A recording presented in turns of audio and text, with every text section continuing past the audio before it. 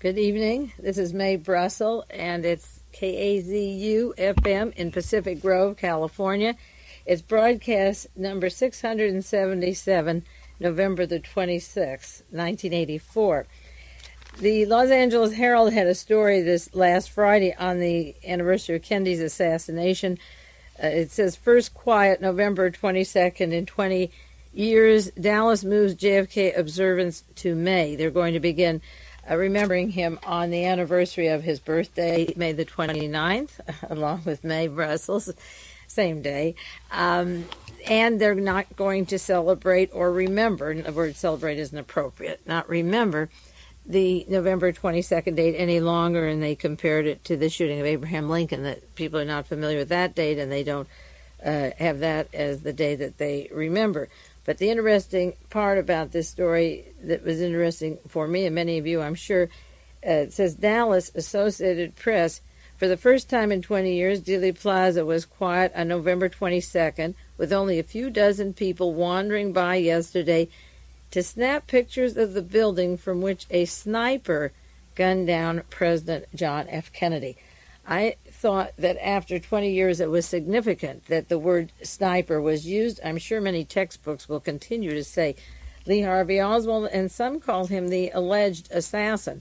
But Lee Harvey Oswald did not kill John Kennedy. He did not fire a gun from that building.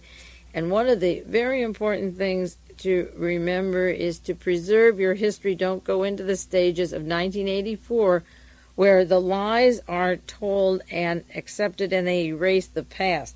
Whenever possible, whenever you see these things, call attention to the people you're with and young people who are growing up, and bring up the fact. Just don't pass it off. Even if their school book says Oswald did it, write to the textbook companies if you want. But the truth is that it was a sniper, and it would be interesting to know who did the fatal headshot as well as who did the other shots. On the anniversary, there was a program on KGO radio. I missed it. Tom Davis told me about it this week, remembering Kennedy's death, with Gary Mack and Harold Weisberg and David Lifton. Now, the subject, one of the subjects they brought up, I asked them, was on the material evidence of the murdering Kennedy and the discussion of whether or not when Lee Harvey Oswald was shot by Jack Ruby, did he live in the ambulance, or were there excessive pressures that might have pushed him to the other edge that he did die? And they brought up information that he was, in fact, alive, or objecting to the treatment in the ambulance. Now, that kind of thinking is academic. They're academic researchers, and you can break the research into really two areas separate from each other. They shouldn't be separate, but there are some people that refuse to get off the grassy knoll, and they are limited to how John Kennedy or Officer J.D. Tibbet or Oswald were killed and how it was covered up, going into the autopsy, the bullet directions, the make of the gun, the amount of bullets that went, the location of the gunman. That's how killed and how covered. Then there is another group that I believe I spearheaded, but I'm very, very happy at how the researchers have mushroomed and increased along those lines, that want to know who did it and where are they today. That's the big question. Are they making the decisions? Are they leading us to that Armageddon? Are they going to start World War III? How did they form corporations and separate think tanks, and how do they melt? What did they do in our Pentagon that made them able to create foreign policy or influence the direction of votes and members of Congress, and future influence in padding Congress with their way of thinking? Some of these big movers and shakers of the Kennedy assassination, as I say, are dead. Mr. Waldo Donovan of the OSS, Frank Wiesner of the OSS CIA, Alan Dulles, the same. They're gone. There's some that are alive. We'll never get out of them while they're alive, and maybe we'll know. And Earl Warren is one that's deceased.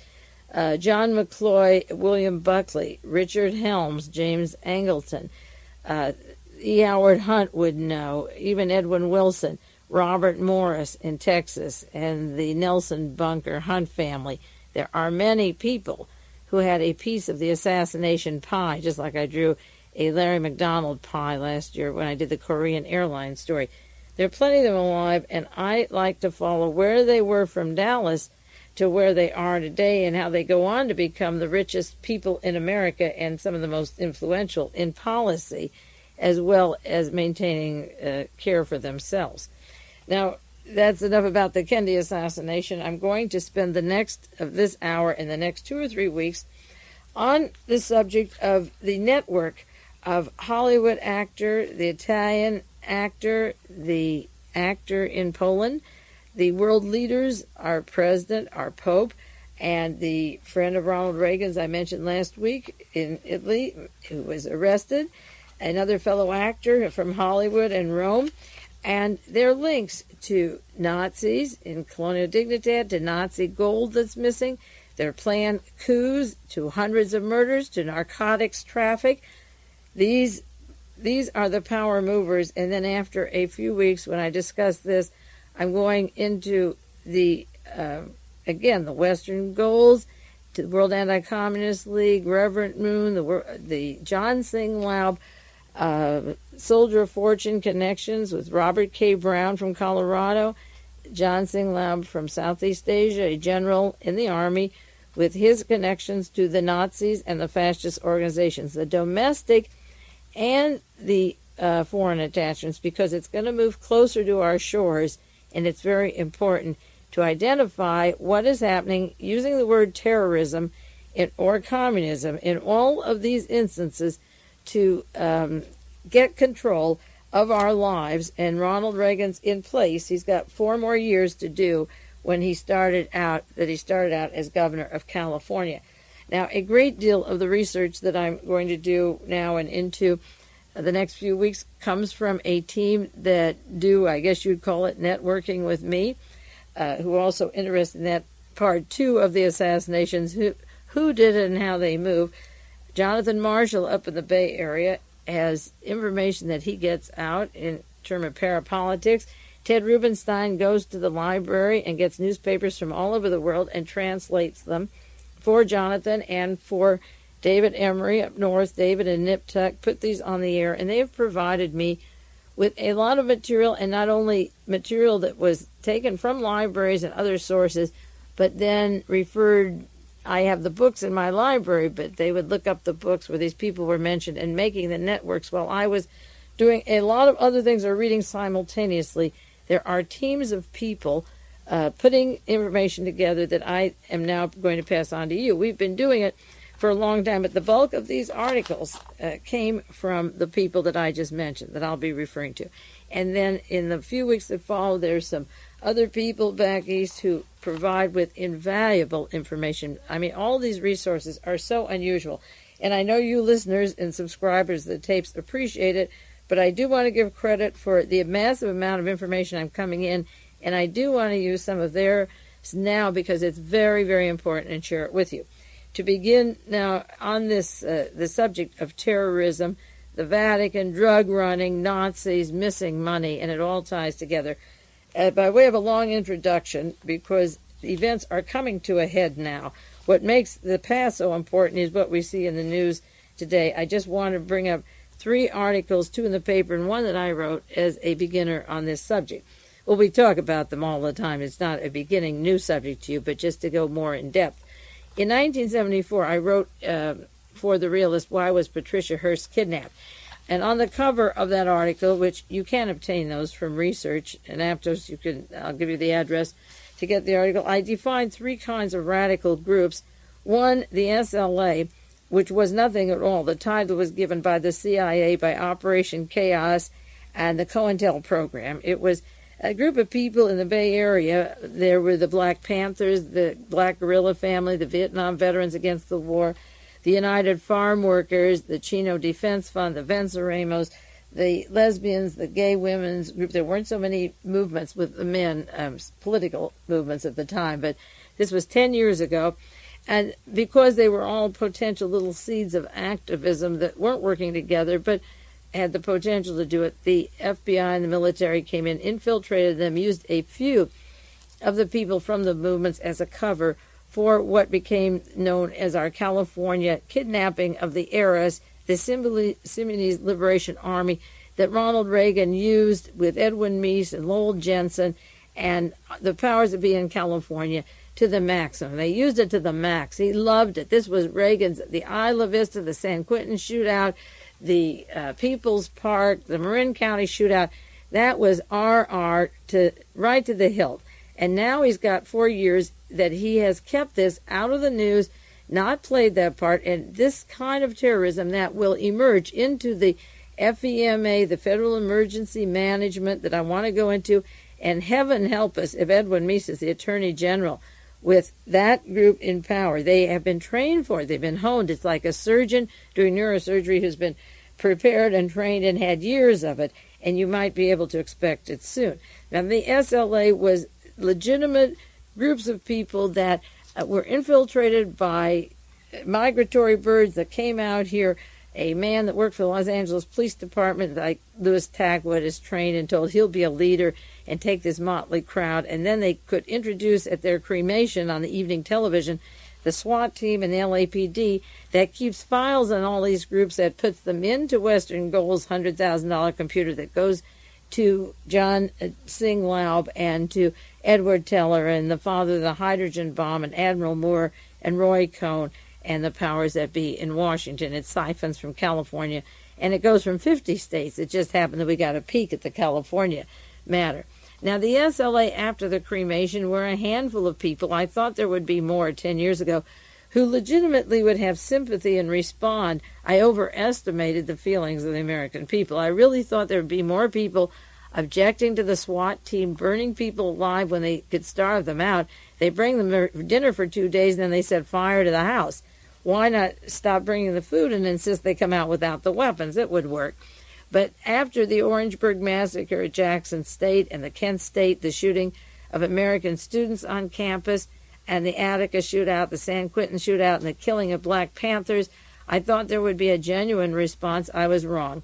I thought when people came home from Vietnam and saw what was happening here, I was wrong. In that sense, I thought there would be a genuine people's movement which completely died. They had you figured better than I did, you people out there.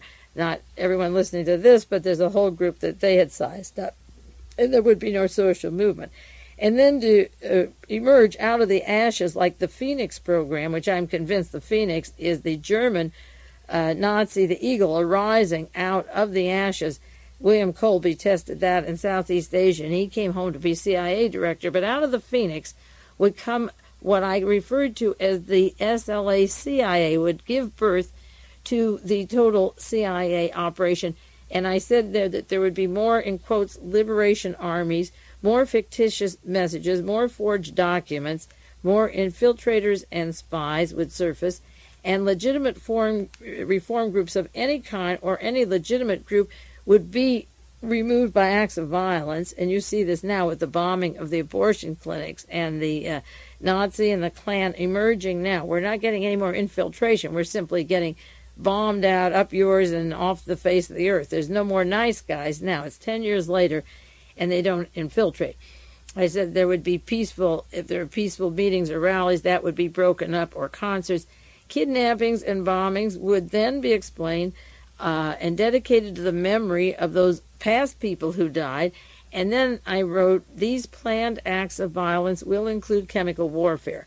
That will be the Reichstag excuse that Ronald Reagan would make to take control of the country. He was part of the Garden Plot, the plan for the overthrow of the country, worked with Edmund Meese and the FEMA group, the plans to take over the Congress, the White House, and make the decisions. He was groomed for this. We're ready for it. It's 10 years later. So let's get on with the show. What's in the newspaper today? Deadly germs ordered by mail. This is out of Buffalo, and I'm not going to run through this article because it's too important, and I want you to get it and get it clearer, even if you have it in your own newspapers. This is the way it reads.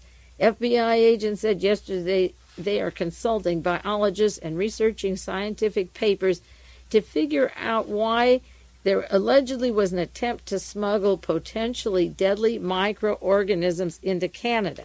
Why doesn't the FBI find why they're made at all? They're trying to figure out why they get to Canada. Why are they in the United States? Do you want them in your city? You're going to get them. Do you want them? They're being made. It goes on. The FBI has broadened the scope of their investigation tremendously. They're looking into a motive for an alleged operation involving the smuggling of botulism and tetanus cultures. They're looking for a motive to why you smuggle them. Why don't they look in for the motive of making botulism and tetanus? It gets worse. Now the paper says, now we're stuck with the ideas of looking at each other in every possible motive. Mr. Thurston of the FBI said there's enough botulism produced to wipe out a whole city. Which city? Do you think because they take it to Canada it's going to be a Canadian city? Forget it. He can't call a Reichstag fire. Reagan can't call an emergency by taking a city in Canada. It's got to go up to Canada and come back down into Washington and Seattle and Oregon or Northern California, the Bay Area. Don't think it's just going to rest up in Canada any more than the Watergate money comes from the CIA and the Vatican, and it goes all the way down to South America and Chile and up to Texas and the committee to re-elect the president and back to a bank in Miami to Bernard Barker's bank. It doesn't go from Langley, Virginia. Imagine the postage you'd save if you sent from Langley, Virginia down to Miami, but that would be too easy. Now it says the orders of the cultures were placed with a non-profit foundation based in Silver Spring, Maryland. Can you imagine getting tax-free deductions? I want my plane fare. I'm going, New York. I'm going to California. Have a steak dinner. How much tax deduction do you get to make botulism and deadly microorganisms to tetanus? How much, do you need to make that stuff a tax deduction? To give that to J. Peter Grace to figure out cost expenses. If he wants to reduce the expenses, take off the tax deduction for the manufacturers of tetanus.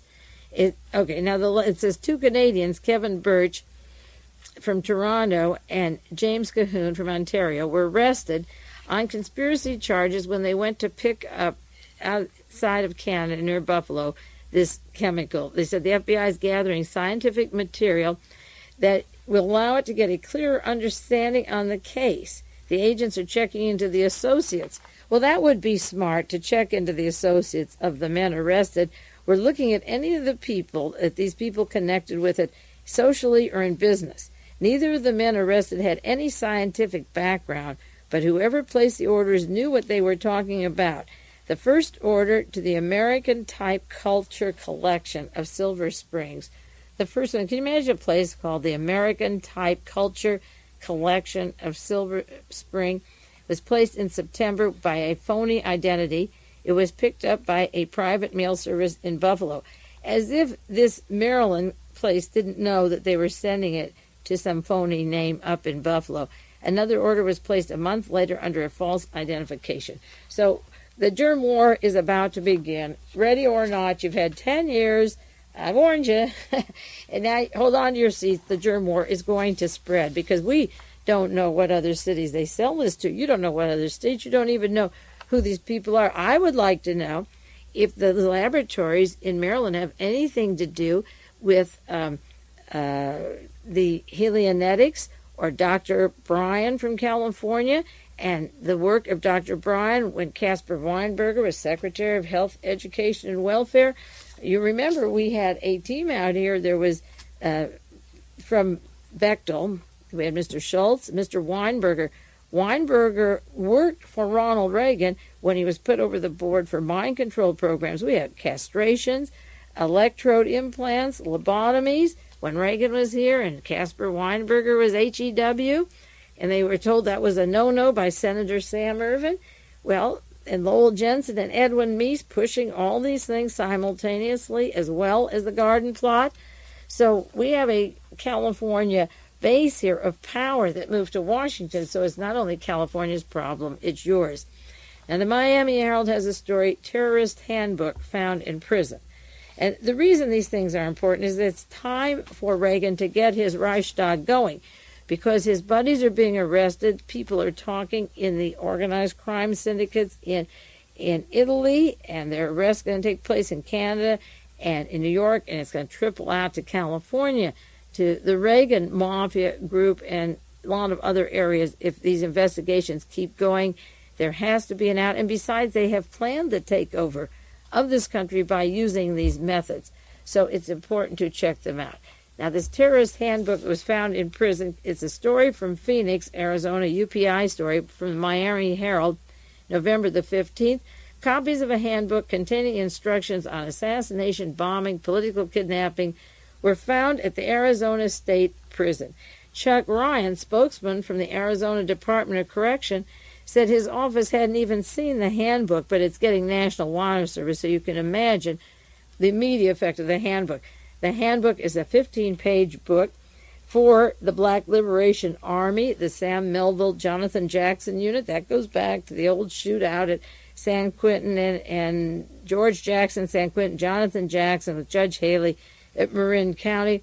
It tells the ways to kill, bomb, and destroy the enemy. This looks like the CIA manual that was written in North Carolina, Fort Bragg, and used by the CIA. Well, these people are hired by the CIA through the police departments, and they're giving them these books, and then, of course, they will, in quotes, escape, and they'll be unleashed just as they were during the California terror years, and as it went on and kidnapped Patty Hearst, to Thera Wheeler and Donald DeFreeze, prison guys and friends, meeting later, with the same mind control people in charge of them and the CIA in charge of them. Now they've pulled out the old urban guerrilla. I wrote about that in my book, the article 10 years ago by Carlos Marighella. He was killed in 1969 by a Bolivian. Whenever the CIA wants to show that the radical terrorists at work again, they pull out what's the equivalent of Ludwig's book from the coup d'etat, that he works for Georgetown Center for Strategic Studies, and he has a book on how to overthrow countries. Well, this book could be written by Ludwig, but it looks like the same kind of book, but it's supposed to be Carlos Marighella's book. It must be the best sold book outside of the Bible in the world, because wherever you find a terrorist, there's one here by his hand. This book was supposedly found in a cell in a California prison. That will come to California. It will go from the east to Arizona, Phoenix, Arizona, and sure enough, we'll have it out here in California again. The handbook has 10 commandments of assassination. Do you believe that men inside a prison would be reading books on how to kill? They'd never get a parole date.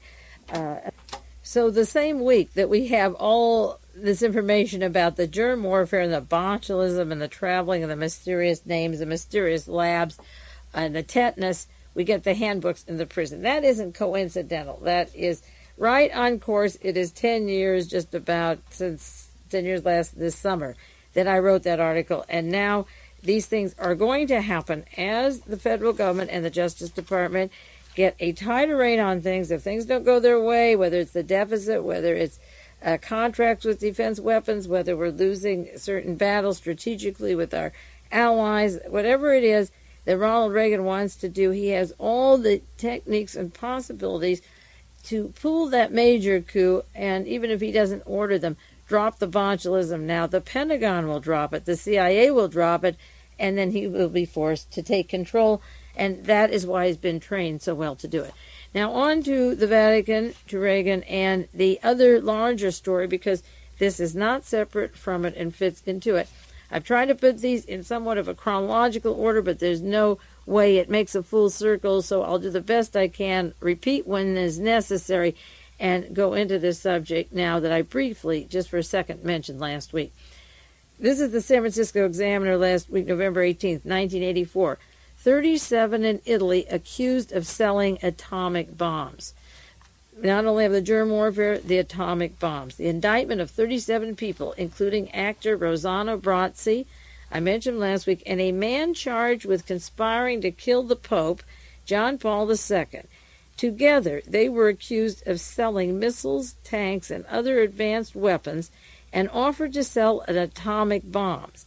Now, at first I was going to squash this into one broadcast, but I stretch it out and do it slow, because it's very, very important that the man who is been charged, this actor, with trying to sell atomic bombs, his co-defendant, among others, has been charged with trying to kill the Pope. And it's also important to know that the people getting the atomic bombs were not the leftists. If the leftists and the KGB and the Bulgarians tried to kill the Pope, the bombs were going to Saudi Arabia and the Arabian countries that are not leftist countries. They were accused and indicted of trying to sell atomic bombs. The traffickers are suspected of having to offer to sell 3 atomic bombs at $924,000 apiece to Arab countries, And even though the sale didn't go through, the Trento State Prosecutor has named Mr. Brazzi, the actor, Brazzi. He's 68 years old. I mentioned him before. He made 3 Coins in a Fountain, South Pacific. Has been in Hollywood, and we'll go more on his context, take it in its chronological order. And along with him and the other defendants is Becker Celenk, Celenk, who has been indicted on another charge by the Italian judge in the attempt to shoot John Paul. It's similar to Raymond Donovan, our Secretary of Labor, who has not resigned, who is wanted on 123 different charges, but his co-defendant is wanted on 2 murder charges, and 2 other people that were murdered said they did it to protect Raymond Donovan. Now, the next article, this is the one I referred to just momentarily last week, actor Rossano Brazzi indicted for smuggling. This is another article similar to that.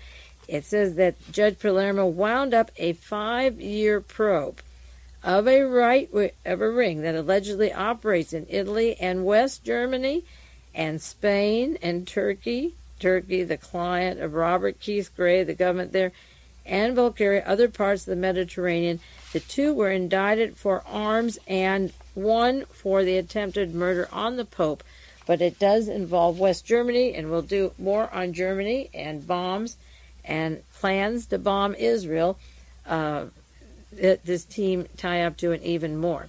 Now, Senator Cranston had a story. Cranston cites nuclear terrorism. This was in June of '84. Senator Cranston said the sale of weapons-grade plutonium and nuclear technology to potentially unstable nations is a grave injury, and he was warning that Iran, Iraq, and Libya want nuclear weapons, the capacity to make them, and Pakistan has the capability. He said, "We have permitted the export of nuclear material, plants, and technology that may be used in a lethal assault against us." You might make a copy of this tape and send it to Senator Cranston. They already have atomic bombs that are whole they're selling that would create the Armageddon, the excuse of World War III. They don't need, it's nice if they have the materials to make their own bombs, but if you don't have the knitting needles and the yarn to make a sweater, you can buy a sweater. So what they've been selling, and this investigation goes back a few years, is the desire to sell atomic bombs to the countries that will wipe out Israel and make the biblical prophecy true. But the same people that are doing that are working in a way that Ajah said. He said that he lied about information on the assassination attempt of the Pope because he wanted to create an anti-Soviet furor. So there are political parts of the Nazi gray wolves that play very important in Ajah and Mr. Celenk, and also Mr. Brazzi, that you'll see through all of this, the Nazi part coming out and the intent coming out that is constant through these various articles. Now, one of the people who was selling weapons to Libya, that Dave Emery Niptuck did a program on, a very good one on Wilson and Turple.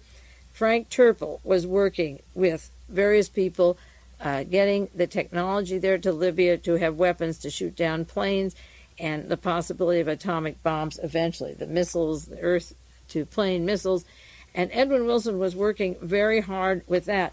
But the nuclear problem of releasing nuclear bombs to go overseas has more to do with our Nuclear Regulatory Commission, and William Simon, of course, was Secretary of Energy. He's on the board of Helianetics, that has the direct pipeline for control of the White House in case of emergencies with Edward Teller.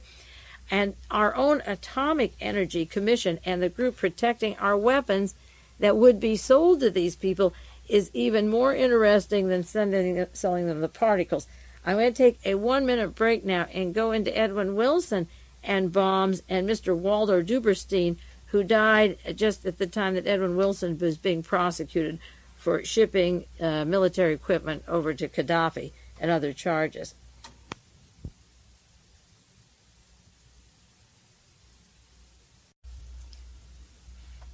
This is Mae Brussell, and it's broadcast number 677, November 26, 1984, Part 2, Side 2 of the World Watchers, KAZU FM in Pacific Grove, California. Now, Senator Cranston is concerned about the capability of other countries having nuclear weapons, and this actor, Mr. Brazzi, and members of the P2 linked to Licio Gelli, the Nazis in South America, Saudi Arabia, are caught wanting to sell nuclear weapons to, in quotes, tease Israel and give the enemies of Israel that could bring on this well-desired and expressed Armageddon. So keeping the separation of the capability of making them and our having them, I want to share with you some information about and this ties into how they get these weapons and who is selling the made atomic bombs. There was the MITRE technical report, MITRE, made in 1975 when Reagan was out here in California, in 1966 and 1974. But they were working on a report that was simultaneous and part of the garden plot or the emergency facilities, and there was an organization set up. The report was called The Threat to Licensed Nuclear Facilities, on watching nuclear facilities, by the MITRE Corporation, McLean, Virginia government group, a document prepared for authorized distribution only by the MITRE. And there are 9 people who wrote reports in September 1975, and I have a biography of each of the men preparing the report for the MITRE on protecting our domestic nuclear facilities so that these little bombs don't get sold for several $1 million to some people to start World War III. And there's a report December the 4th from this group, Nucleonics Week, where they give a summary of their work. One nuclear security incident would trigger a wave of sabotage attempts, they wrote up, this team of people, according to 2 studies recently completed by the nuclear regulatory consultants. Incidentally, William Simon was in charge of Secretary of the Energy, the nuclear energy included. He now is on the board of Helionetics with the direct line to the White House in case of emergencies. And he's also the Sovereign Military Order of Malta, close with the Vatican, working with J. Peter Grace and Claire Luce at another level. But the Vatican is important because of the P2 and the popes, John Paul II and the particularly, but even before he came in, this investigation was going on with Montini, Pope Pius VI, and the problem of drug running and narcotics and assassinations and murders, and the P2 was being developed before John Paul even came in. In 1979, they were already investigating these matters. So William Simon has a close link to the Vatican, and in future broadcasts, I'm going to share material with you I got on the use of the Knights of Malta for spies from the CIA to the Vatican. But I don't want to get too far away, but William Simon was in charge of nuclear energy just about the time that this was coming out. It said they wanted reports, both studies portray considerable security risks and recommend ways to deal with them. Separate studies were made by the MITRE Corporation and BDM Corporation based in Washington, D.C. They want to follow sabotage and terrorism, the pattern of skyjackings, political kidnappings. Patty Hearst had been just kidnapped in 1974. And they talk about the frustrations of the industrial society to express themselves in group aggression, and what happens is that terrorism follows, and they have to follow and do an analysis of a terrorist threat to commercial nuclear facilities.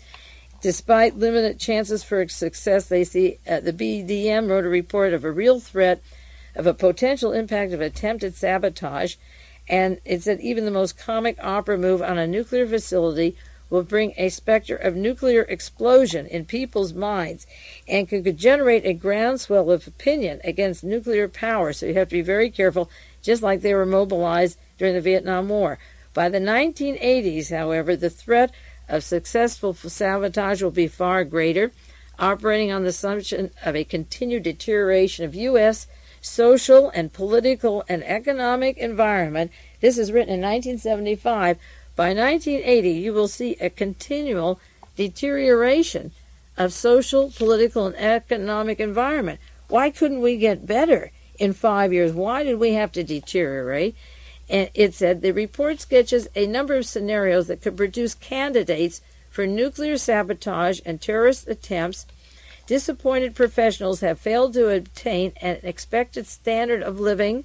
There will be disaffected employees and revolutionaries from the right and left. This is what they see as causing a veritable army of criminals and hoodlums in the country who will be waiting and willing to undertake any activity, including murder, if the profit justifies it. And here's the profit of a well-known actor, a friend of Richard Nixon and Ronald Reagan, selling for millions of dollars atomic bombs.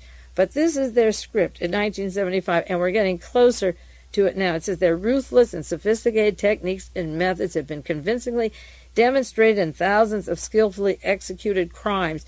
There will be tens of thousands of killers and criminals that have been trained. The greed knows no bounds over all of these people, and including men of organized crime. The situation is more dangerous because of the leaders of organized crime, and they alone don't have absolute control over thousands of criminals and killers that the crime syndicate has trained. Look how close we're getting to this one. They recommend monitoring contacts between the United States criminals and foreign terrorist groups, which were set up by our CIA and their right-wing group.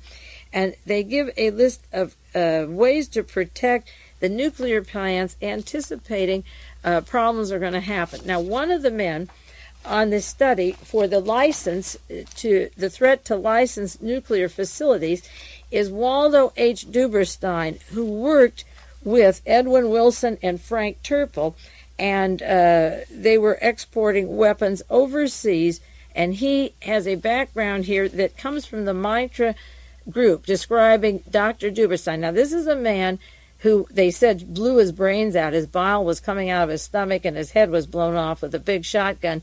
He was about to testify about his role with Edwin Wilson, but he worked with the Nuclear Regulatory Commission, and Wilson works with Frank Turple, who was in St. Peter's. Frank Turple has said he helped train Agnew.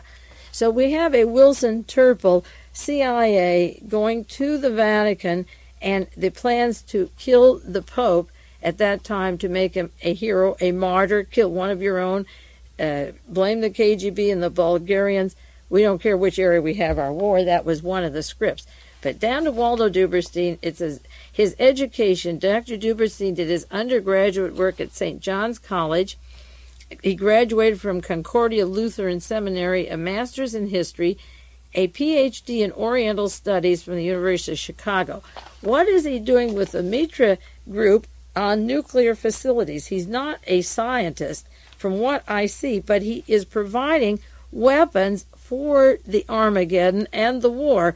Interesting enough, let me give you once more his education, undergraduate work at St. John's in classical and language studies, graduated from Concordia Lutheran Seminary, wherever that is, a master's in history, a PhD in Oriental Studies from the Middle East, and the University of Chicago. And here he is with these scientists on the Office of Emergency Preparedness for atomic weapons being taken or stolen and nuclear regulatory problems.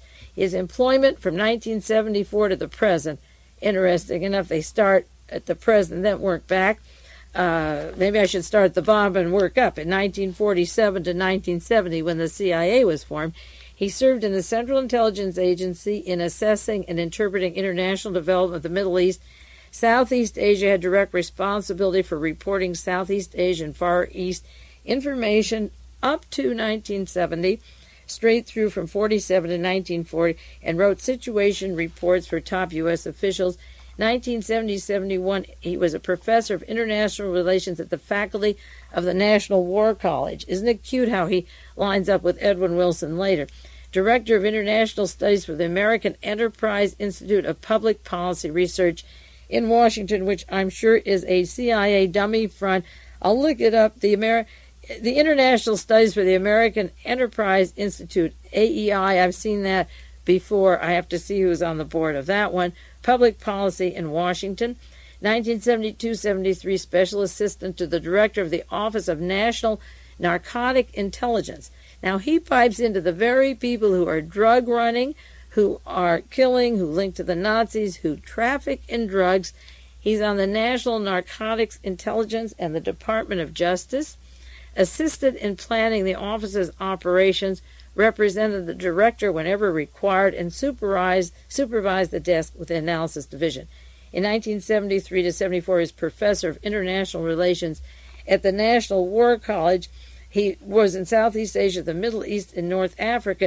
And 1974 to when the report worked, he worked for the Defense Intelligence Agency. 74 would be when our friend Mr. Daniel Graham, who's the head of Star Wars, was head of he was chief of Defense Intelligence Agency, and then shares his offices with Fritz Kramer, the mentor of Alexander Haig, who's working with Michael Ledeen. We'll go into those characters. You know the names, but this is Waldo Duberstein on the threat to licensed nuclear facilities, and I bring it up now because of his connection to those very people that are sending the weapons and making it able for them to have those weapons that he is supposed to be protecting. Now, in the book, The Death Merchant, there's just a few pages that I'll refer to Mr. Duberstein to give you a little background on his demise at the time. It's a book about Edwin Wilson. This is written by Joseph Gould and just came out this year. The Death Merchant, The Rise and Fall of Edwin Wilson. Another person caught in the investigative net was Waldo Duberstein, the Defense Intelligence Agency expert on Middle East, who passed information to Edwin Wilson and then the Libyans beginning in 1977. He has a career from 1947 up to 75, all the way from the Defense Intelligence Agency, the nuclear regulatory, the nuclear bombs. Now he's with Edwin Wilson overseas. The case against Duberstein was tight. He admitted, Bobby Barnes admitted paying him $1,000 travel expenses to Libya, and Douglas Schlachter testified to the grand jury he was the conduit for documents he passed to Edwin Wilson. Schlachter produced a selection of the documents which counterintelligence agents traced to Duberstein. Some had his fingerprints, some had fingerprints of Duberstein's German-born girlfriend. I wonder if she fits to the werewolves and to Mr. Brazzi and the shipping off of those weapons. To the grand jury, the old man said he was innocent. Any work he did for Wilson was as a private consultant, and no classified material ever left his hands. That's what he said. But since that entire paragraph in the documents was lifted verbatim from secret and top-secret DIA papers, Duberstein's defense rang hollow.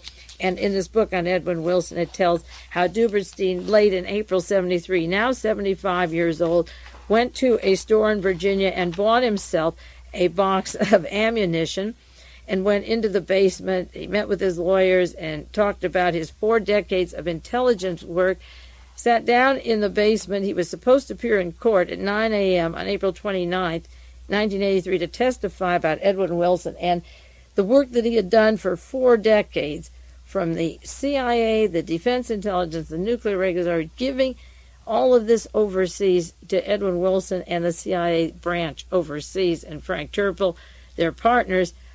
He was supposed to appear in court. He didn't appear in court. He had a 12-gauge shotgun in his mouth. He blew away most of his head, and as it says, the bile was rising in his throat. That was the end of Duberstein.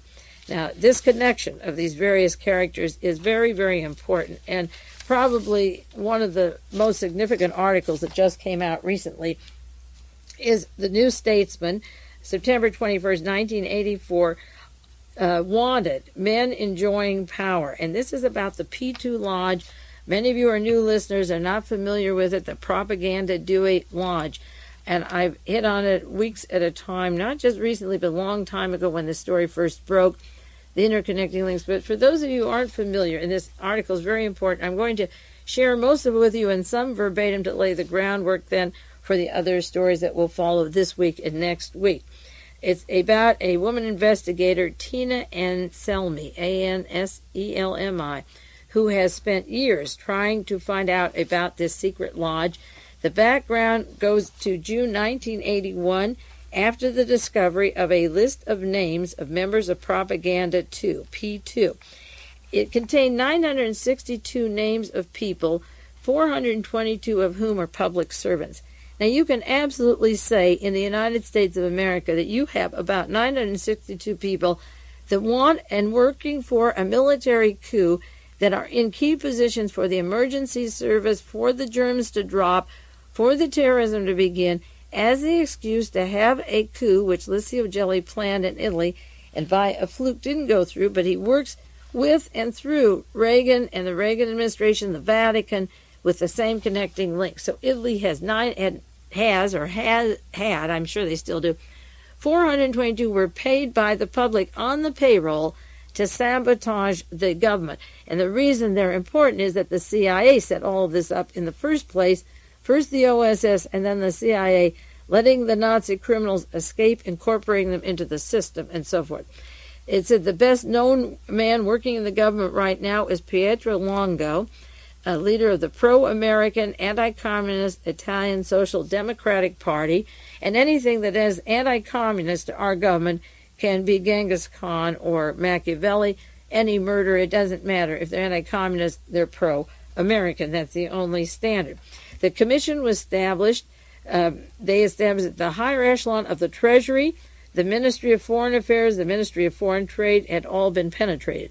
It's like our Secretary of the Treasury, when Nixon was president, was Donald Kennedy. Strong links to the Mormon Church, working with Michael Sindona from the Vatican, completely under control, or William Simon, the Secretary of the Treasury, former one in the United States. In Italy, the Treasury, the police force, the armed forces. This article says of the 169 high-ranking officers involved since the scandal broke in 1981, 111 have been cleared by internal security, clearing each other. The former head of the Joint Chiefs of Staff was also cleared. He was working at NATO with Alexander Haig. They have given their word of honor. They didn't have anything to do with the P2. Their names are on there. 16 judges are involved. I can name 16 judges in this country. 13 were subjected to disciplinary proceedings. 2 were expelled, 7 demoted, and 4 cleared. The government has recently decided not to proceed against the middle-ranking people. The top generals have resigned. The government seems to think the case is closed, but everyone knows the show will run on and on because this commission is scratching the surface of a scandal. Now, this is where we get into the gun running again and the Nazis and atomic bombs. And atomic bombs to wipe out a country, to begin a holy war. This is why it's so important. The problem is that matters pertaining to this are beginning to scratch the surface of a scandal, and it is connected virtually to every major unsavory aspect of the life of the Italian Republic. Attempted coups, political assassinations, right-wing, left-wing terrorism, mafia. Nor is this confined to Italy. There are important Latin American U.S. connections. Incidentally, and not separate from this, and speaking of coups in the USA, there's a new book out by Jim Hogan, Hougan, who wrote Spooks, on Watergate. And some friends in the East have read it. They told me to be sure and read it and do some broadcasts on it. But in that book comes in the essence of a possible coup in 1972 when Richard Nixon was to be reelected. And he emphasizes in there a lot of information about the nesting or the plans for a coup. And that's what Watergate was really about, and I'll do more later. It was to kill Richard Nixon and make Spiro Agnew, with his Nazi connections, his Greek connections, fit into Licio Gelli, not separate, but apart. So simultaneously in this country, we have had coups where the president's head was blown off, where the candidate for the election 68 had his head blown off, the bullets in the head, and major candidates die by poison or cancer, suspicious circumstances that I think. And so that in Italy, they are always in the background of having this fascist coup run by the Gestapo, a member of the SS, Licio Gelli, and who headed Mussolini's, the equivalent of the Gestapo. And they make a point in this article that it does link to the United States, and that is what I've been trying to say is going on. The Anselmo Commission, this article said, tried to piece together the career of the mysterious Licio Gelli, presumed to be South America. Gelli was active in the SS in Italy. Shortly afterwards, he pretended to be helping the partisans until he could get out. He fled and then came back later in the 50s. Little is known of his activities until 1963. After 63, a lot of changes happened because when John Kennedy was murdered and we had our coup, Other people began to surface and feel secure. Once that was accomplished and they could hold the line with Oswald and Earl Warren, that's not in the article, but the date is significant because that is the year that we had our coup.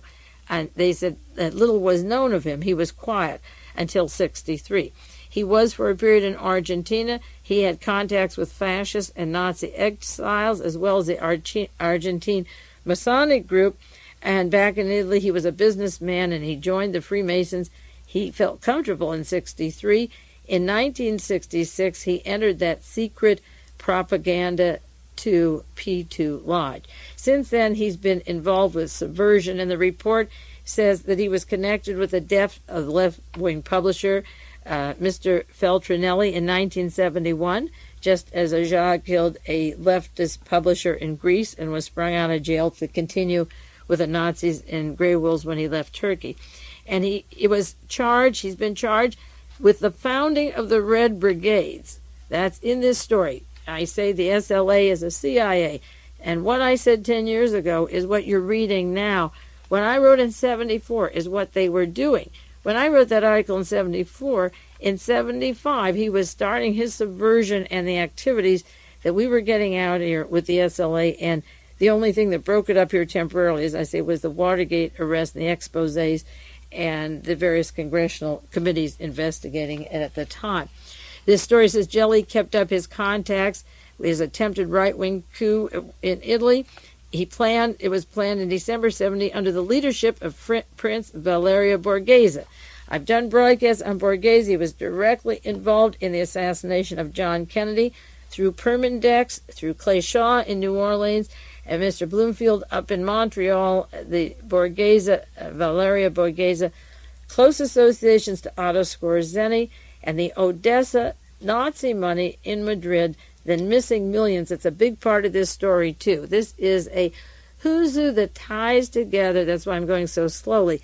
Many of the elements that I've talked about separately, but I'm going to, because of this fine research the men have done that have sent me these various articles, I'm going to try and put it into a thing that you can understand and then chart it out for you. But you know the name Borghese. The book The Kennedy Conspiracy by Paris Flamand mentions Borghese. And this mentions the date 1963 when he surfaces again, and he's with Skorzeny and Borghese. I mentioned them in my Rebel article on the Nazis behind the murder of John Kennedy. You'll find Skorzeny, Borghese, and 1963, when our president's head was blown up, is when these guys begin to feel home free and ready to run to home base and have it if they could. I'm quoting, these are articles. This is one article from the New Statesman, September 21st, 1984. The secret operations were part of a project. They were aimed at destabilizing the Italian democracy by terrorism to pave the way for a strong state. And maybe I'll take one sentence at a time, and like, Mae Brussell style. This is exactly what the SLA thing was about. This is why the germ warfare is out now. The botulism is being sold. This is why the manual is coming out on how to kill and assassinate in the prisons. Destabilize us, and that's why in 1975, you take that year, that's when the atomic energy, the MITRE Corporation for the government with Mr. Duberstein was writing reports, and in 1980, Duberstein and earlier was working with Edwin Wilson and Frank Turple and Ajah. Take the destabilization in America and the American agents that were working with each other, what I wrote in 1974, and look at the years of 63 and 75 and the way the atomic group describes the chaos that's going to come to this country, and when it comes will be destabilized. Just as when Harry Truman went into the South Korean War, he had a time limit when they would get out. This report that the MITRE group wrote is on that destabilization process and how it happens and the unemployment and how we're going to get worse. And as I say, how did they know in 1974 that we were going to get worse? But that's part of the high deficit, the unemployment, and no housing is to create the chaos.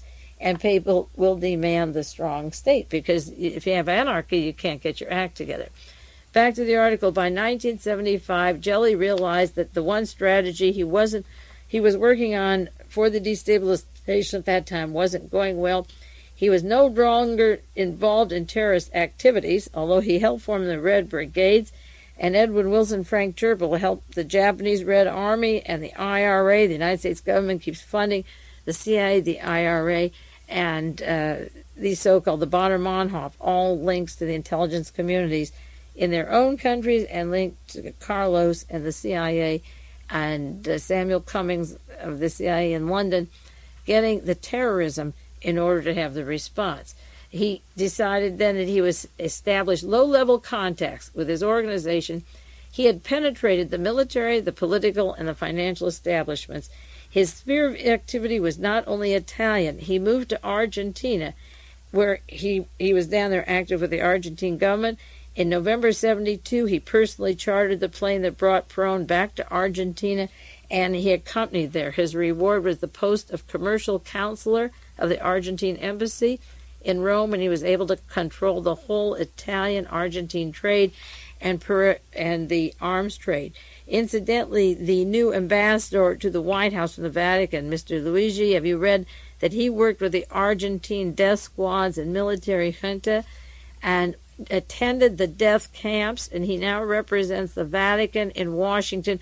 We have sent our Knight of Malta, William Wilson, to the Vatican as an envoy to brief the Pope on CIA matters, and we have a man from the Argentine death squads that the Pope has set to us to represent the Vatican. Those stories came out this week, and of course Argentina is the haven of the Nazis. I see I'm not going to have time on this broadcast even to finish the article on the New Statesman. Next week, I think, no matter what the news, unless there's something really shocking, I'll continue till time runs out, and then go back to this because this story lays the groundwork for the rest that follows. It tells about his contacts that were important. He was praised officially by the former head of the Argentine Navy, Admiral Macero, for having helped them with the Falklands War. Incidentally, Mr. Orfea from the Organization of American States was Argentina's ambassador to Washington for 20 years when the Nazis were carefully taking over, since World War II, the government in Argentina, and he's now a vice president on the Robert Keith Gray Company in Washington, D.C., the one that bailed out our would-be Attorney General's wife, Ursula Meese, and is a home office of William Casey, another Knight of Malta spy, the director of the CIA, and Paul Laxalt, the office of Gray, has the Argentine ambassador and also from the Organization of American States. He had both jobs, 20 years from Argentina, and down in Argentina with Licio Gelli. See, Mr. Gray put on the inauguration ball helped put that on for Ronald Reagan, and Licio Gelli was at the inauguration, but he comes from the Argentine military junta, and that's how Licio Gelli gets invited, because Argentine, Robert Keith Gray, and Ronald Reagan and the Vatican are very close. In fact, it was Gray's idea that we have the envoy to the Vatican. So he was honored down there, and he helped them obtain further Exocet missiles for Argentina by way of Peru, because Banco Ambrosiano had banks in Peru. He used the Banco Andonino of Lima. The bank belonged to the boss, Roberto Calvi, who was later killed in London, and he was helpful in the Argentine Nazis trying to win the Falklands War against the British. This is Licio Gelli from Italy with the P2, close to the man just indicted on the plans to kill the Pope, friend of Ronald Reagan's, co-actor, didn't make movies with him, but close to him and Sinatra since 1947. This is a complicated group of people, but next week I'm going to continue with this and go on the groundwork of terror from the right, the murders, the assassination, the coups, and the way it relates to what happened to our country earlier in 1963 and in 1975, and the stepping stones to 1984 with the terrorist manuals in the prison, the botulism, and the germ warfare at our door. There's no time for more now. I purposely, as I said, went slowly. I'll be back with you next week. It is Mae Brussell, KAZU-FM in Pacific Grove, California.